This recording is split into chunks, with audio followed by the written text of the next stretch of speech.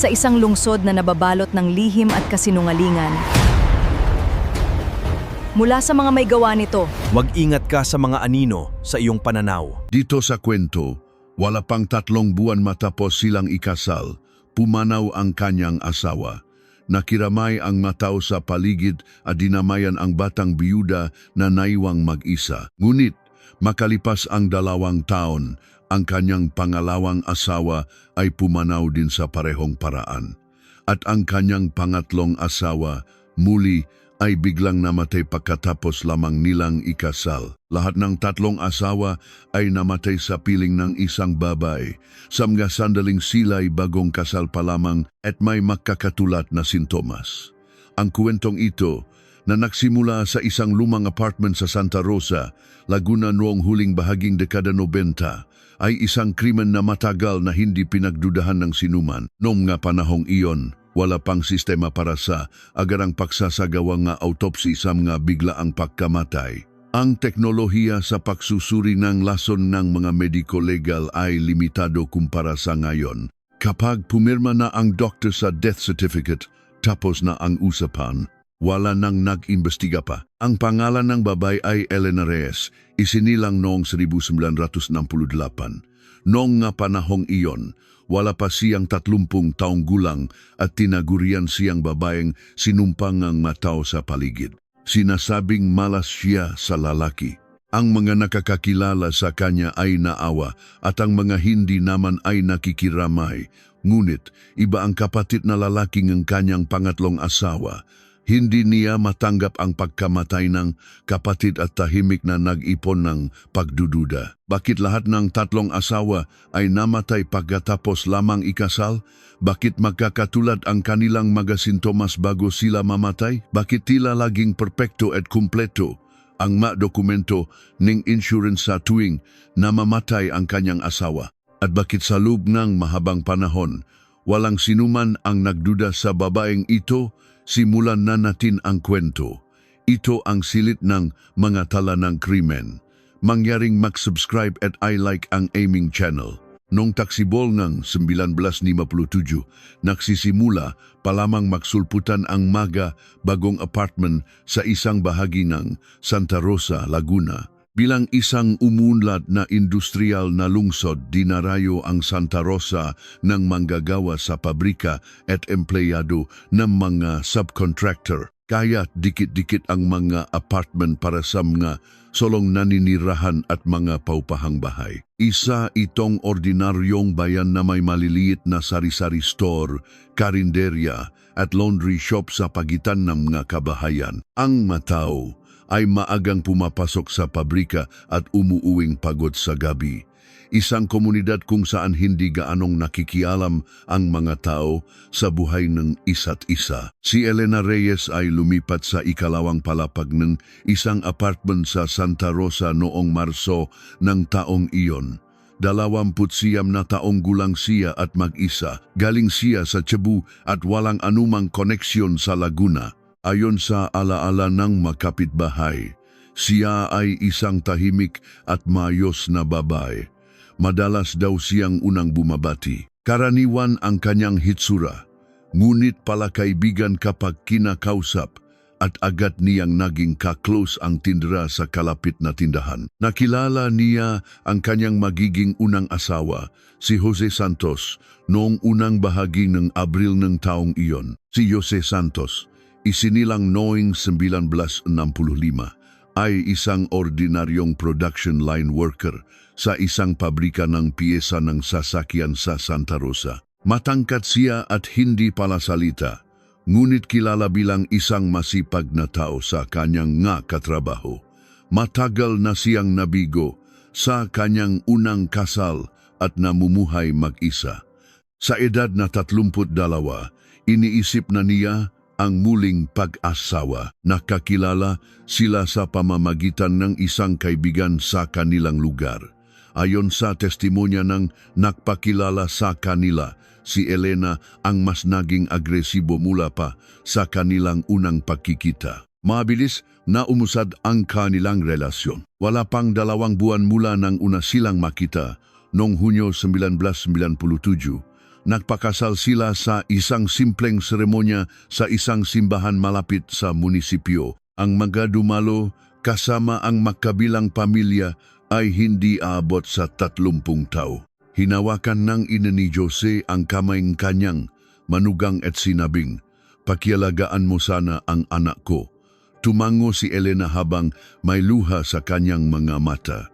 Sa panlabas, ang kanilang buhay mag-asawa ay tila payapa.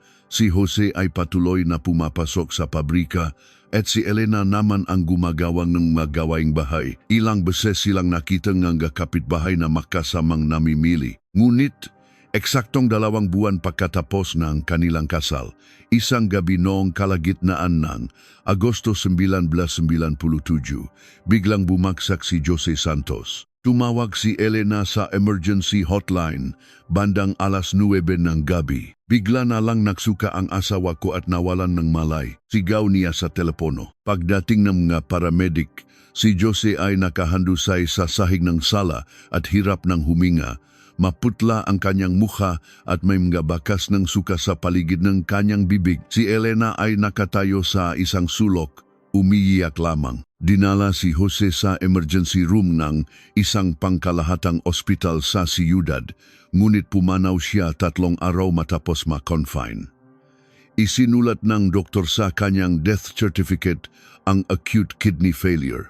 32 taong gulang pa lamang siya. Wala siyang datihang sakit sa puso o bato, ngunit sa mga panahong iyon, hindi karaniwang nagsasagawa ng detalyadong pagsusuri para sa lason sa mga emergency case. Inilabas ang death certificate at ang kanyang burol at libing ay idinaos ng tahimik kasama lamang ang malalapit na kaanak. 2 linggo matapos pumanaw si Jose Santos, bumisita si Elena Reyes sa isang branch ng isang life insurance company sa Laguna. Kinukuha niya ang death benefit ng insurance ni Jose. Ang petsa ng pagsali sa insurance ay pagkatapos lamang ng kanilang kasal. Ang benepisyaryo ay ang kanyang asawa, si Elena Reyes. Sinuri ng kinatawan ng insurance company ang madokumento, walang nakitang kahina-hinala at ipinroseso ang bayad ayon sa patakaran. Ang halaga ay humigit kumulang 1 milyong piso. Nawa sa kanya ang mga kapitbahay. Dinamayan nila si Elena na maagang nabiyuda at nag-alala sa kanyang kinabukasan. Pagkatapos ng 40 araw ng pagkamatay ng kanyang anak, hindi na muling nakipag-ugnayan ang ina ni Jose sa kanyang manugang. Iyon na ang huling araw na nakita ng ina ang anino ni Elena. 1 taon at 3 buwan matapos pumanaw si Jose Santos. Noong Nobyembre 1998, lumipat si Elena Reyes sa isang apartment sa Calamba, Laguna. Mga 20 minutong biyahe lamang ito mula sa Santa Rosa, ngunit isa itong bagong lugar kung saan wala siyang kakilala. Doon, muli siyang namuhay ng tahimik. Walang alam ang mga kapitbahay tungkol sa kanya maliban sa isa siyang batang babae na namumuhay mag-isa. Nong taglamig ng taong iyon, nakilala ni Elena si Ramon Cruz. Si Ramon Cruz, isinilang noong 1961, ay 37 taong gulang noon at may-ari ng isang maliit na negosyo ng construction supply sa Calamba. Nagkaroon siya ng isang anak na babae sa kanyang unang asawa, ngunit pagkatapos ng kanilang diborsyo, namuhay siyang mag-isa at naghahanap ng mapapangasawa. Nagkakilala sila sa pamamagitan ng isang kaibigan. Ayon sa testimonya ng kaibigan ni Ramon, mula sa unang pagkikita, napakabait at agresibo ni Elena. Si Ramon pa nga ang tila nagalangan at nag-iingat. Muli, mabilis na umusad ang kanilang relasyon. Noong Pebrero 1999, nagfile sila nag-marriage license. Hindi sila nagdaos na kasal. Ang anak na babae ni Ramon sa dati niyang asawa ay nasa 2 baitang noon. Ngunit sinimulan ni Ramon ang kanyang bagong buhay may asawa ng hindi mayos na naipapaliwanag sa kanyang anak ang tungkol dito. Ang kapatid ni Ramon, si Ricardo, ay huli nang nalaman ang tungkol sa muling pag-aasawa ng kanyang kapatid. Dahil sa biglaang pangyayari, Hindi man lang nakaroon ng pagkakataon ang pamilya na makilala ng maayos si Elena. Pagkatapos lamang ng kasal, kumuha si Elena ng 2 life insurance policy sa pangalan ni Ramon. Ang isa ay may death benefit na 25 milyong piso at ang isa naman ay may kasamang accidental death benefit. Ang benepisyaryo sa parehong polisiya ay si Elena. Ayon sa testimonya ng insurance agent, si Elena mismo ang tumawag sa kanilang opisina para magtanong tungkol sa pagsali. Kasama raw si Ramon sa pagpirmang kontrata, ngunit si Elena ang nanguna sa pagdedesisyon sa mga detalye. Ang kanilang buhay mag-asawa ay tumagal lamang ng halos 3 buwan. Isang gabi noong huling bahagi ng Mayo 1999, biglang dumaing ng matinding sakit ng tiyan at pagsusuka si Ramon at bumagsak. Tumawag si Elena sa emergency at dinala si Ramon sa emergency room ng isang pangkalahatang ospital sa Calamba. Ang doktor ay nagdiagnose ng mga sintomas ng acute gastroenteritis at nagpasya na obserbahan ang kanyang kondisyon habang nakadextrose, ngunit hindi bumuti ang kalagayan ni Ramon. Sa ikalawang gabi ng kanyang pananatili sa ospital, bigla siyang inatake sa puso. Sa kabila ng pagsisikap na i-revive siya, hindi na muling nakamalay si Ramon at pumanaw. 38 taong gulang. Sa death certificate, ang sanhi ng kamatayan ay isinulat bilang acute myocardial infarction. Walang isinagawang autopsy. Wala namang datihang sakit sa puso si Ramon. Ngunit ipinakpalagay ng doktor na ito ay biglang pagkamatay dahil sa sobrang pagod at stress. Sa huling bahagi ng dekada 90, hindi pa obligado ang pagsusuri para sa lason sa mga kaso ng biglang pagkamatay. Hanggat walang ulat na nagpapahiwatig ng foul play, walang dahilan para makialam ang pulisya. Nang mabalita ng pagkamatay ng kanyang kapatid, nagmamadaling pumunta si Ricardo sa Calamba. Sa burol ng kanyang kapatid, doon niya unang nakilala ng maayos si Elena. Naalala ni Ricardo ang masandaling iyon, umiyak si Elena, pero may kakaiba akong naramdaman.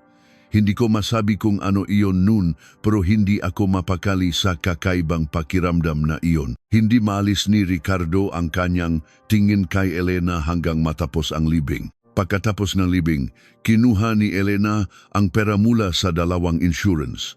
Ang kabuwang halaga ay humigit kumulang 2 milyong piso. Nalaman ni Ricardo na may insurance ang kanyang kapatid habang inaayos ang manayuang ari-arian nito. Ngunit sa puntong iyon, wala pa siyang may papatunay.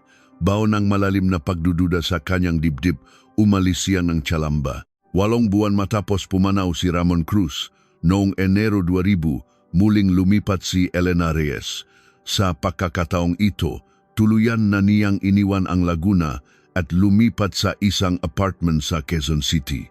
1 oras na biyahe lang ang layo nito mula sa Laguna, ngunit isa itong bagong lungsod kung saan wala siyang kakilala. Pagdating niya sa apartment sa Quezon City, ipinakilala niya ang sarili sa magkakapitbahay bilang isang hiwalay sa asawa at namumuhay mag-isa. Hindi niya binanggit kaninuman na 2 beses na siyang nabiyuda. Ang buhay niya sa Quezon City ay tila naging matatag. Nagsimula siyang magtrabaho bilang part-timer sa isang maliit na karinderya.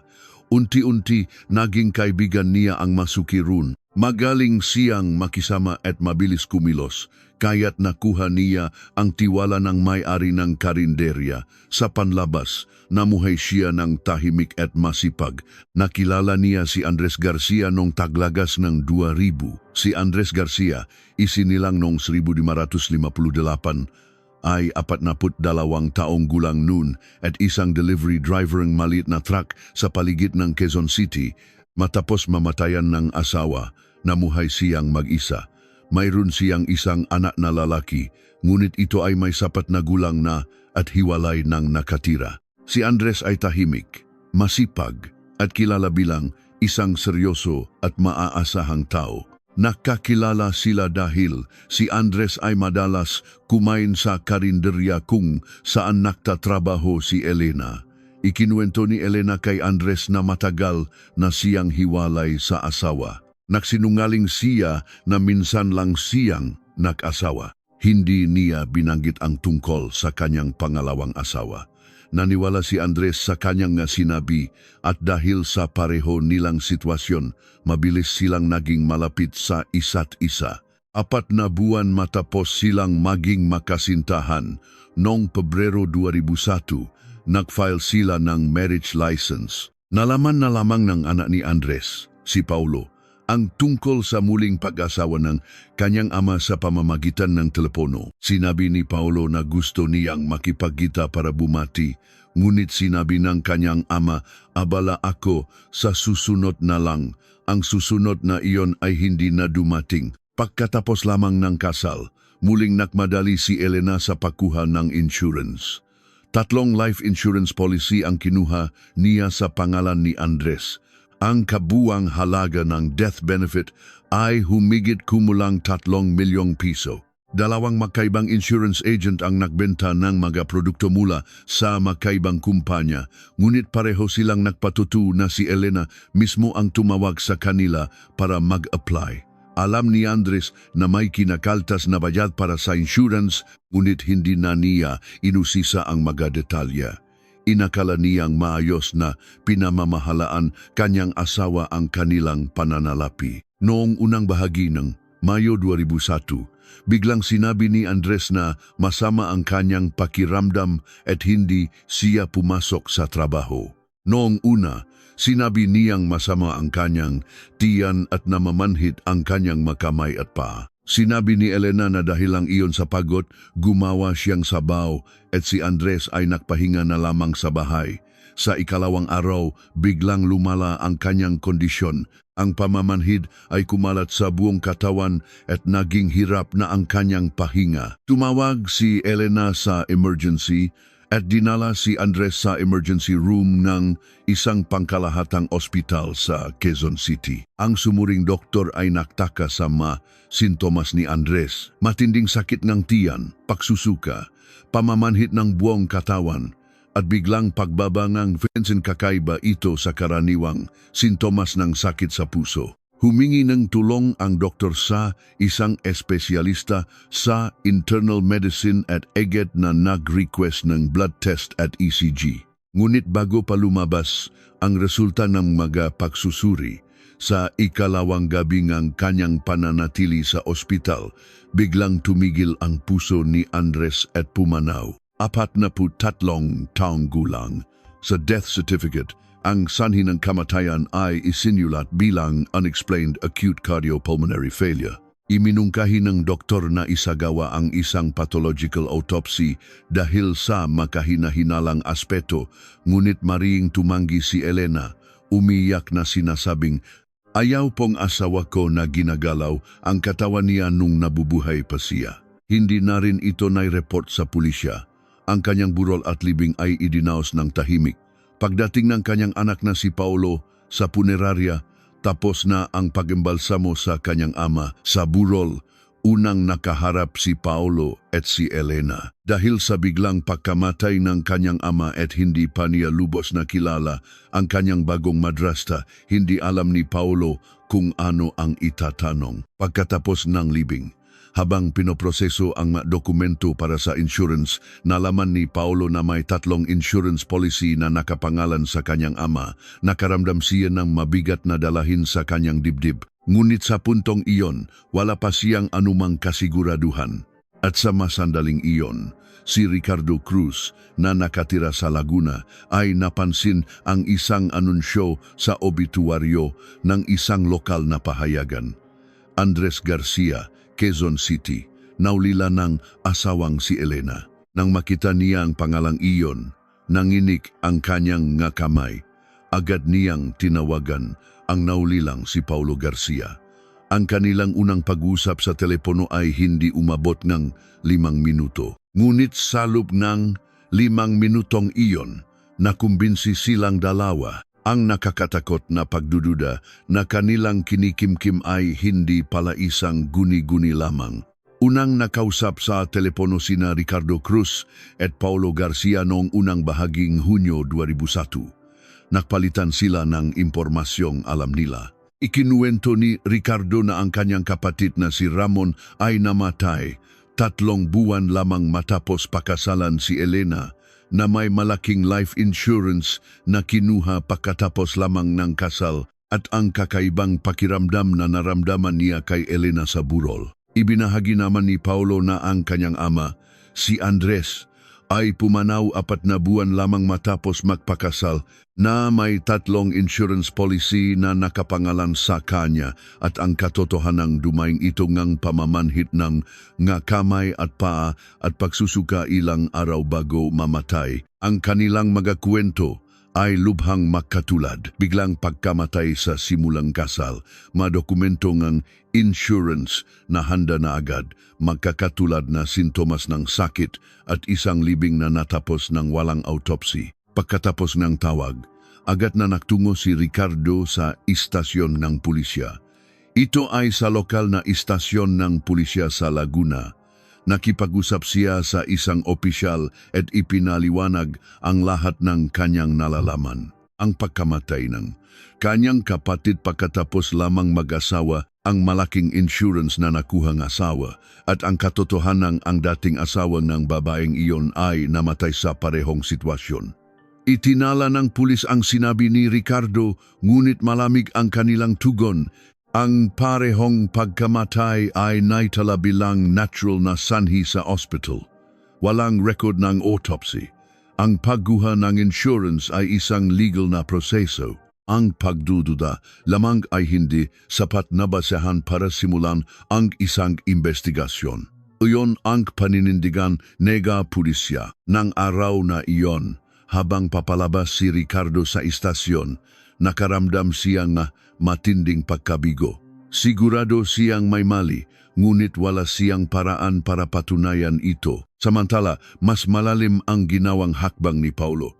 Personal niyang pinuntahan ang ospital sa Quezon City kung saan ginamot ang kanyang ama at nakipag-usap sa doktor. Muli niyang tinanong ang madetalye tungkol sa mga sintomas ni Andres. Habang tinitignan ang nga resultan na pagsusuri noon, tapat na inamin ng doktor, ang pattern ng sintomas ay hindi tipikal para sa sakit sa puso. Matinding sakit ng tiyan, pamamanhit ng buong katawan, biglang pagbaba ng vital signs. Dapat isinaalang-alang ang posibilidad ng pagkalason, ngunit napakabilis pumanaw ng pasyente kaya't hindi na kami nakapagsagawa ng detalyadong pagsusuri para sa lason. Dumiretso si Paulo sa himpilan ng pulisya ng Quezon City Police District. Nakipag-usap siya sa isang investigador at ipinaliwanag ang lahat ng katotohanang napag-alaman niya kasama si Ricardo, ang sinabi ng doktor at ang mga petsa ng pagkuha ng insurance. Sa pagkataong ito, iba ang naging tugon. Ang ekspresyon ng isang investigador ay naging seryoso. Sinabi niyang iulat niya ito sa kanyang superior at makalipas ang ilang araw, nakatanggap ng tawag si Paulo. Isang lihim na investigasyon ang sisimulan. Tahimik na kumilos ang pulisya. Una, sinuri nila ang pagkatao ni Elena Reyes. Sa pamamagitan ng matalaan, nakumpirma ang kanyang paglipat mula Santa Rosa at Calamba sa Laguna patungo sa Quezon City. At sa bawat lugar na tinitirhan niya, 3 talaan ng kasal ang natagpuan. Jose Santos, Ramon Cruz, Andres Garcia, lahat sila ay namatay sa loob ng 2 hanggang 4 na buwan matapos pakasalan si Elena. Lahat sila ay idineklarang namatay sa natural na sanhi. Lahat sila ay kumuha ng malaking life insurance pagkatapos lamang ng kasal. Humingi ng tulong ang pulisya sa mga insurance company at kinumpirma ang mga talaan ng pagbabayad. Ang kabuwang halaga ng insurance na natanggap ni Elena mula sa 3 kaso ay umabot sa humigit kumulang 6 na milyong piso. Sa huling bahagi ng dekada 90 hanggang unang bahagi ng 2000, para sa sahod ng isang manggagawa sa pabrika o driver. Ito ay isang halaga na aabutin ng ilang dekada ng pakta trabaho para maipon. Sinundan din ng investigation team ang financial transaction ni Elena matapos matanggap ang pera. Karamihan sa pera ay withdraw bilang cash sa loob ng maikling panahon. Batay sa mga resulta ng lihim na investigasyon, nagpasya ang investigation team na simulan ang isang formal na pagsisiyasat. Ngunit may isang malaking problema. Ang 3 biktima ay nakremate na at nakalaga na sa kanilang mapuntot dahil walang isinagawang pagsusuri para sa lason nung sila ay namatay. Sa kasalukuyan ay walang direktang pisikal na ebidensya para patunayan ang krimen. Ang hawak lamang ng pulisya ay circumstantial evidence. Nakpulong ang mga investigador at nakaroon ng isang konklusyon. Kailangan kunin ang mga labi ng 3 biktima at isailalim sa masusing pagsusuri sa PNP Crime Laboratory. Kahit nakrimat na, posibleng may naiwang bakas ng heavy metals o lason sa mga buto at ngipin. Kinontak ang mapamilya. Agad na pumayag si Ricardo, ganun din si Paolo. Sa kaso ng unang namatay, si Jose, ang kanyang ina na lamang ang natitirang kaanak. Nang matanggap niya ang tawag mula sa pulisya, nawalan siyang salita. Pagkaraan ng ilang sandali, nanginginig ang kanyang boses na sumagot, "Pumapayag po ako. Kung hindi makatarungan ang pagkamatay ng anak ko, gusto kong malaman ang katotohanan." Noong kalagitnaan ng Hulyo 2001, sa loob ng ilang araw, isinagawa ng pulisya at ng forensic team ang pagkuha ng malabi sa 3 magkakaibang sementeryo. Si Jose ay nakalibing sa isang pampublikong sementeryo sa Laguna, si Ramon sa libingan ng kanilang pamilya, at si Andres sa isang memorial park sa labas ng Metro Manila. Dumating ang forensic team at mga investigador habang ang mga pamilya ay nanonood mula sa malayo. Nangalisin ang lapida at kunin ang urna, napaluhod ang ina ni Jose at tahimik na humagulgol. Ang mga nakuhang labi ay dinala sa headquarters ng crime lab. Kumuha ang forensic team ng lahat ng posibleng tissue samples mula sa mga labi at sinimulan ang detalyadong pagsusuri para sa lason. Hindi madaling makakita ng lason sa mga labi na nakremate na at matagal nang nakalibing.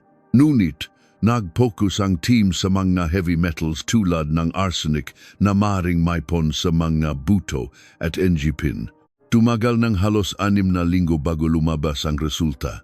Noong unang bahagi ng Setyembre 2001, ipinaalam ng crime lab sa investigation team ang kanilang natuklasan. Sa lahat ng 3 labi, may nakitang arsenic. Sa mga labi ni Jose, ang konsentrasyon ay 12 beses na mas mataas sa normal.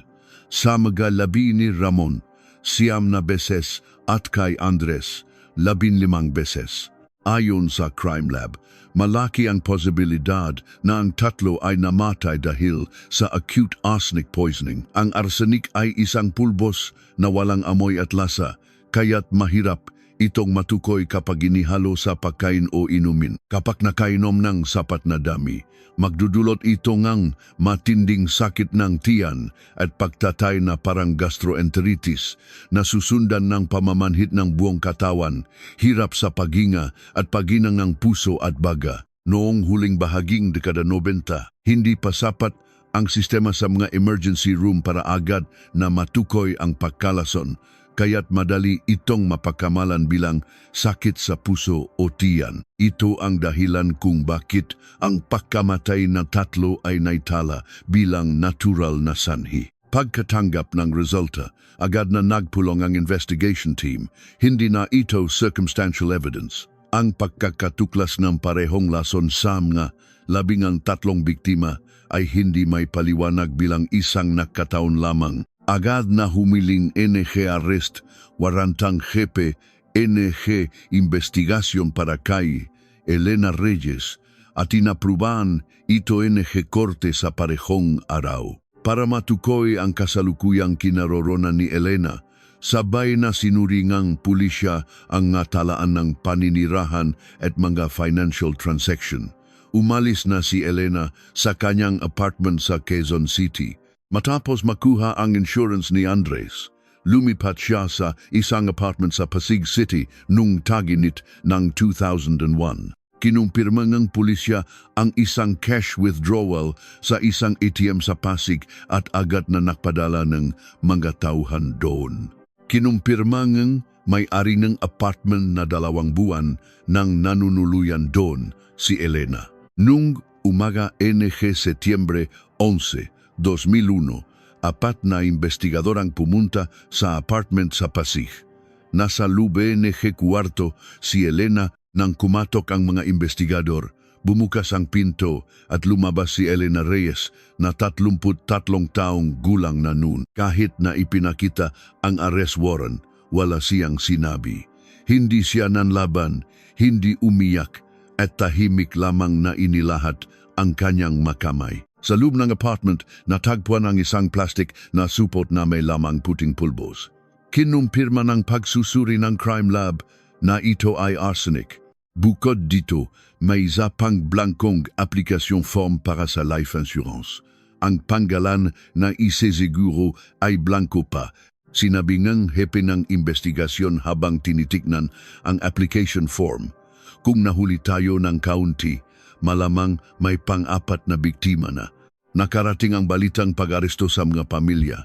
Nang matanggap ni Ricardo ang tawag, matagal siyang hindi nakapagsalita. Si Paulo naman, pakarinig ng balita, ay agad na nagmaneho mula sa Quezon City papuntang istasyon ng pulisya sa Pasig. Ang ina ni Jose ay naupo sa harap ng larawan ng kanyang anak at sa wakas ay humagulgol ng malakas. Hindi niya alam kung dahil ba sa katarungan o dahil ngayon lang niya tuluyang naramdaman ang lahat, ngunit matagal siyang umiyak. Pagkatapos maaresto si Elena, pumasok ang investigasyon sa isang bagong yugto. Dinala siya mula Pasig patungong Quezon City at ikinulong sa headquarters ng QCPD. Ang unang interogasyon ay nagsimula noong hapon ng araw ng kanyang pag-aresto. Sunod-sunod na tinanong ng mga investigador ang tungkol sa pagkamatay ni na Jose, Ramon at Andres. Noong una, itinanggi ni Elena ang lahat ng paratang, lahat sila ay namatay sa sakit. Wala akong ginawa. Tungkol sa puting pulbos na natakpuan sa kanyang kwarto, iginiit niyang ito ay pamatay daga. Hindi na tinag ang investigador. Inilatag nila ang gemaga resulta mula sa crime lab. Ang konsentrasyon ng arsenic na natakpuan sa mga labi ng 3, ang nakalalasong epekto ng arsenic at ang ulat na nagsasabing ang pulbos na natakpuan sa kanyang kwarto ay may parehong sangkap. Isa-isa nilang inilagay ang mga dokumento sa mesa. Tinitigan ni Elena ang mga ulat at nanahimik ng matagal. Kahit natanungin kung saan niya nakuha ang arsenic, hindi siya sumagot. Sa ikalawang araw ng interogasyon, nakpokus ang Team Samnga kontrata ng insurance. Ang matestimonya ng mga ahente na nagsasabing si Elena ang nanguna sa pakuha ng insurance para kina Jose, Ramon at Andres ay nakuha na. Ipinakita ng investigador ang isang chart na nagpapakita ng agwat sa pagitan ng pagkuha ng insurance at ng araw ng pagkamatay ng mga asawa. Si Jose ay namatay 61 araw pagkatapos kumuha ng insurance, si Ramon ay 54 na araw at si Andres ay 71 araw. Lahat ay nasa loob ng humigit kumulang 2 buwan. Tumingin si Elena sa Sart at yumuko. Sinabi ngang investigador, kapag ang isang nakataon ay naulit ng 3 beses, hindi na ito matatawag na nakataon. Wala pa ring reaksyon si Elena. Ayon sa mga investigador, ang kanyang pananahimik ay tila hindi pagtanggi o pag-amin, kundi isang bagay na kakaiba. Mahirap ipaliwanag kung ano ito. Ngunit kahit ang mabeteranong investigador ay nagsabi ngayon lang sila nakakita ng ganoong klaseng tao. Sa ika-4 na araw, biglang nagsalita si Elena. Humiling siya na makausap ang kanyang abogado. Pagkatapos ng kanilang pag-usap, bumalik siya sa interogasyon at nagsimulang magbigay ng pahayag. Inamin kong bumili ako, pero hindi ko ipinainom sa mga asawa ko. Nang tanungin kung paano niya nakuha ang arsenic, sinabi niyang binili niya ito sa isang tindahan ng gamit pang-agrikultura para pamatay daga. Agad na sinuring ng team ang magatalaan ng bentahan sa magatindahan ng gamit pang-agrikultura sa Laguna at Quezon City. Ang nalaman nila ay nakakagulat. Sa isang tindahan sa Santa Rosa, Laguna, may talaan na bumili si Elena ng pamatay daga na may arsenic noong Mayo 1997, isang buwan bago siya ikasal sa unang asawa niyang si Jose. Sa isang tindahan sa Quezon City, natakpuan ang resibo ng pagbili niya ng parehong produkto noong Enero 2001 bago siya ikasal kay Andres. Iginiit niyang para ito sa pamatay daga. Ngunit ang tiempo ngang pagbili bago ang bawat kasal ay hindi may paliwanag bilang isang nagkataon lamang. Isinumite ng pulisya ang mga resulta ng investigasyon sa piskalya. Inaprubahan ng korte ang pag-aresto at pagkulong sa kanya. Formal siyang kinasuhan ng murder at attempted murder. Dinala siya sa city jail. Habang dinadala siya, napalibutan siya ng media. Ngunit nanatili siyang nakayuko at hindi naksalita. Ang kanyang ekspresyon ay hindi pa rin mabasa. Nakatanggap ng balita ang mapamilya. Nagalay si Ricardo ng isang baso ng alak sa puntot ng kanyang kapatid. Binisita ni Paulo ang libingan ng kanyang ama at matagal na nauporun. Ang ina ni Jose ay bumulong, "Kung buhay lang sana ang anak ko, 36 na taong gulang na siya ngayon." Habang sinasabi iyon, hindi siya tumawa o umiyak. Nakatingin lang siya sa malayo. Ang unang paglilitis kay Elena Reyes ay nagsimula noong Marso 2002 sa isang regional trial court. Ang taga-usig ay nagsampa ng 3 kaso ng murder at isang kaso ng attempted murder.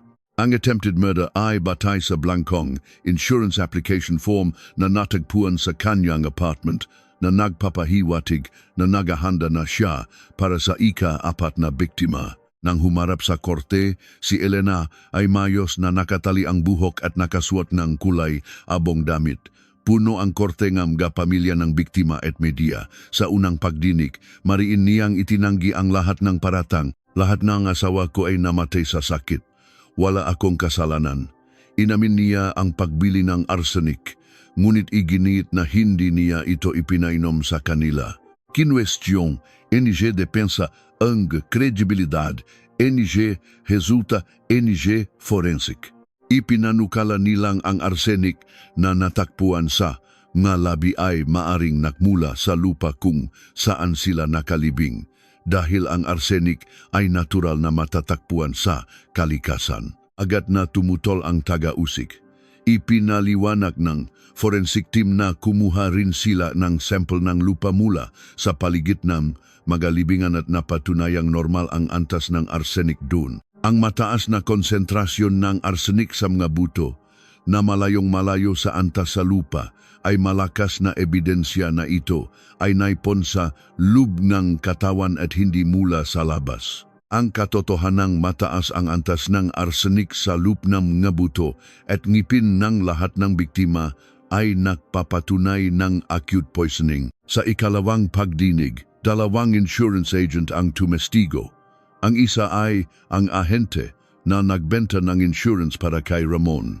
Sinabi niya na si Elena ang unang tumawag sa kanila at nagtanong kung magkano ang pinakamalaking halaga na maaring makuha sa isang death benefit. Ang pangalawa ay ang ahente para kay Andres na nagsabing si Elena rin ang unang kumontak sa kanila at mas agresibo pa kaysa kay Andres sa proseso ng kontrata. Pareho silang nagsabi na hindi sila nagduda noon, ngunit ngayon napagtanto nilang masyadong nakatuon si Elena sa halaga ng pera. Sa ikatlong pagdinig, naglabas ang taga-usig ng isang hindi inaasahang ebidensya. Habang iniimbestigahan ang background ni Elena sa Cebu, natuklasan na bago pa man niya makilala si Jose sa Laguna, nagkaroon na siya ng isang kasal sa Cebu. Ang lalaki ay si Marco de Leon, isang empleyado sa isang maliit na kumpanya. Ikinasal sila noong 1995, ngunit si Marco ay namatay 3 buwan lamang matapos ang kasal dahil sa matinding sakit ng tiyan at pagsusuka. Ang sanhing kamatayan ay idineklarang acute heart failure, walang autopsy. Dahil ang malabi ni Marco ay inilaga sa isang lumang pampamilyang libingan kasama ng iba pa, imposible nang matukoy kung alin ang sa kanya para sa pagsusuri. Ngunit, malinaw na naalala ng ina ni Marco ang mapangyayari. Noong gabing bumagsak ang anak ko, pagkatapos niyang kumain ng sinigang na niluto ni Elena. At habang nasa ospital ang anak ko, tumatawag si Elena sa insurance company para alamin ang status ng life insurance niya. Akala ng ina noon ay nag-aalala lang ang kanyang manugang, kaya't binalewala niya ito. Iyon ang pinakamalaking pagsisisi sa buhay ko, sabi ng ina. Pinag-isipan ng taga-usig na isama ang kaso ni Marco sa mga sakdal. Ngunit dahil sa kakulangan ng pisikal na ebidensya, napagdesisyonan na hindi ito isasama. Sa laban korte, napupuanggi na ni Marco at matagal na hindi makatayo ng marinigang balita. Sa buong paglilitis, nanatiling walang ekspresyon si Elena. Kahit na nagbibigay ng kanilang salobin ng mapamilya, kahit na tumetestigo ang nasaksi, at kahit na detalyadong ipinapaliwanag ng forensic expert ang hirap ng pagkalason sa arsenic, hindi nagbago ang kanyang mukha. Sabi nga pamilya, ang kanyang kawalan ng emosyon ang pinakamahirap tiisin. Mas nakakatakot pa raw ang kanyang blankong mukha kaysa kung siya ay nagalit o umiyak. Noong Nobyembre 2002, inilabas ng korte ang hatol kay Elena Reyes. Bago basahin ang hatol, sandaling nanahimik ang hukom. Napakatahimik ng korte. Magkakatabing nakaupo ang ina ni Jose, si Ricardo at si Paulo. Walang nagsasalita, lahat ay nakatingin sa harapan. Hinatulan ng hukom si Elena Reyes ng reklusyon perpetua, ang 3 kaso ng pagpatay kina Jose, Ramon at Andres ay napatunayang guilty. Sinabi nga hukom na ginamit ng akusado ang tiwala sa isang kasal para paulit-ulit na pumatay dahil sa pera, na ang kanyang krimen ay planado at tuso at hindi siya nagpakita ng anumang pagsisisi. Ang kasong attempted murder ay ibinasura dahil walang direktang biktima. Habang binabasa ang hatol, nanatiling nakayuko si Elena. Nang marinig ang salitang reklusyon perpetua, hindi pa rin nagbago ang kanyang ekspresyon. Nang sabihin ng kanyang abogado na iapela nila ang desisyon, tumango lamang siya. Isang mahinang hikbi ang narinig mula sa mga manonod. Iyon ay ang ina ni Jose. Pinaktibay ng Court of Appeals ang desisyon ng mababang hukuman. Noong 2004, ibinasura ng Korte Suprema ang apela at naging pinal na ang hatol. Inilipat si Elena sa Correctional Institution for Women para pagsilbihan ang kanyang sentensya. Ngunit hindi doon nagtapos ang kwento. Kahit na siya ay nakakulong na, may mga bagong impormasyon na lumabas. May 2 pang lalaki na naging kasintahan ni Elena, isa sa Laguna at isa bago siya lumipat sa Quezon City na biglang na ospital dahil sa sakit ng tiyan at pagsusuka. Pareho silang gumaling at na-diagnose bilang food poisoning. Pareho rin nilang sinabi na bigla na lang silang hindi kinontak ni Elena. Nag-imbestiga ang pulisya, ngunit dahil sa kakulangan ng ebidensya, hindi na ito umusat. Ang tunay na motibo ni Elena ay hindi naging malinaw kahit sa paglilitis. Dahil hindi niya inamin ang krimen, wala siyang sinabi tungkol sa kanyang motibo. Ayon sa taga-usig, ginawa niya ito para sa pra at iyon din ang tinanggap ng korte. Ngunit may mga teorya na dahil sa matinding kahirapan sa pagkabata, nagkaroon siyang obsession sa pera o na mayroon siyang antisocial personality disorder. Tumanggi si Elena na sumailalim sa psychiatric evaluation kaya't walang opisyal na diagnosis. Sa kasalukuyan, si Elena Reyes ay nakakulong pa rin. Mahigit 20 taon na ang lumipas mula nang maging pinal ang kanyang hatol. Sinasabing ilang beses na siyang sumailalim sa pagsusuri para sa parole, ngunit laging tinatanggihan dahil sa kabigatan ng kanyang krimen at kawalan ng pagsisisi. Pumanaw na ang ina ni Marco de Leon, ilang taon na ang nakalipas. Ayon sa kanyang pamilya, labis niyang dinamdam na hindi nabigyan ng hustisya ang kanyang anak sa korte. Ang kasong ito ay naging isang mahalagang yugto sa kasaysayan ng batas sa Pilipinas. Dahil dito, pinahigpit ang mapamantayan sa pagsusuring nga lason sa makaso nga biglang pagkamatay at naging mas mahigpit din ang proseso ngang investigasyon ng mga insurance company kapag may namatay sa loob ng maikling panahon pagkatapos kumuha ng insurance. Bagamat huli na ang mapagbabagong ito, nakatulong ito para maiwasan ang makatulad na krimen sa hinaharap. Ang kasal ay isang relasyon ng pinakamalalim na tiwala. Ang mga lalaking ito ay namatay dahil sa tiwalang iyon. Hindi nila pinagdudahan ang pagkain sa kanilang mesa o ang taong nasa kanilang tabi. Hindi iyon ang kanilang pagkakamali. Ang inyong alaala ang huling magpapanatili sa mga pangalan nilang unti-unti nang nakakalimutan. Ito ang silid ng ngatalan ng krimen. Kung nagustuhan ninyo ang kuwento, mangyaring mag-subscribe at I Like Ang Aming channel.